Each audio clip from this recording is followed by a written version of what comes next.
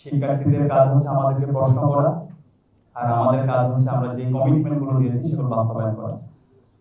আমরা এখানে যারা আছি আমরা কমিটমেন্ট দিচ্ছি ঢাকা বিশ্ববিদ্যালয়ের 40,000 শিক্ষার্থী তাদের ব্যক্তিগত সমস্যা, পারিবারিক সমস্যা, তাদের একাডেমিক সমস্যা, ক্যাম্পাসের বাইরে যে কোনো সমস্যা, ক্যাম্পাসে তার একজন আপন বড় ভাই থাকলে অথবা তার ছোট ভাই থাকলে, বোন থাকলে, যেভাবে সে শেয়ার করে তারা যেন আমাদের সাথে শেয়ার করে এবং আমরা প্রত্যেকটা প্রবলেম আমরা ফেস করতে চাই।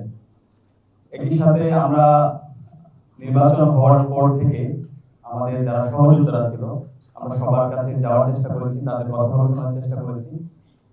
এখানে আমরা কেউ জয় অথবা পরাজয় হয়নি, হার জিতের কিছু নেই, আমরা সবাই জিতে গিয়েছি। ডাকসু নির্বাচনের মাধ্যমে জুলাই প্রজন্ম বিজয়ী হয়েছে, ডাকসু নির্বাচনের মাধ্যমে শহীদদের আকাঙ্ক্ষা বিজয় হয়েছে এবং ঢাকা বিশ্ববিদ্যালয়ের 40,000 শিক্ষার্থীরা বিজয়ী হয়েছে।